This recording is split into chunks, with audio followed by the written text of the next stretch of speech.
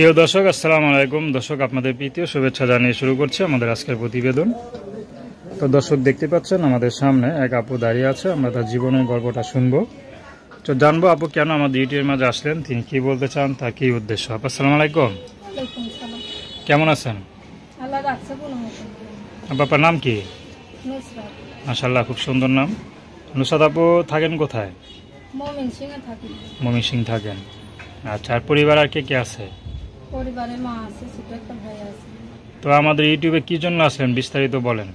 কি জানি একটা মনের মতো মানুষ যদি পাই, প্রতিবেদনের সামনে যদি পাই, মনের মতো একটা মানুষের জন্য এসে দায়িত্ব নিব, খাওয়াইতে পড়াইতে পারবো, দায়িত্ব নিব, বিয়ে শাদী করবো। আপনার বিয়ে শাদী হয় নাই? হয় নাই, টাকার অভাবে বিয়ে হয় না, গরিব করে না। পরিবারে কে কে আছে? মা আছে, ছোট একটা ভাই আছে, আর বাবা বিয়া করে চলে গেছে, ফেলে গেছে, খোঁজ খবর নেই। আপনি কি করেন? আমি লোকের বাড়িতে কাজ করে খাই, মাঝে মাঝে কত সময় টিলারের হাতের কাজ করে দিই, কত সময় থালা বাসন অন্য অন্য কাজ কাম করবে, ওই জায়গাতে সংসারটা পানি। আপনার বয়স তো কত চলে এখন বর্তমানে? বয়স 18-19 বছর যাবে। 18-19 হবে। তো বিয়ে হয় না, আশেপাশে মানুষজন কিছু বলে না, খোটা মোটা দেয় না? খোটা তো দেই ভাইয়া, খোটা দিলে এখন কি করবো, গরিব ঘরের মাইয়া হয়েছে, বিয়া শাদী দিতে পারে না টাকার অভাবে। আবার মানুষের খোটা শুনতে হয় নাকি? মানুষের কথা শুনতে হয়। খারাপ লাগে না? তো অসুস্থ মানুষ, মার কথা শুনাই কি করবো। খারাপ লাগে?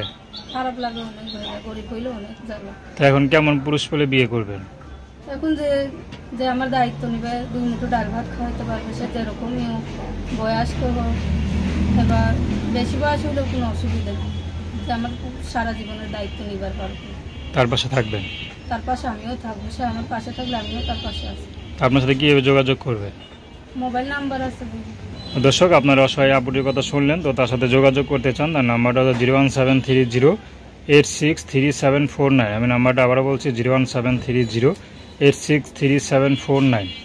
তো দর্শক, প্রেম ভালোবাসা, সাহায্য সহযোগিতা, বিয়ে শাদী করে একান্ত আপনাদের ব্যক্তিগত ব্যাপার। তো আসুন আমরা 5 ওয়াক্ত নামাজ পড়ি, সর্বদা দেশের সেবা করি। আসসালামু আলাইকুম।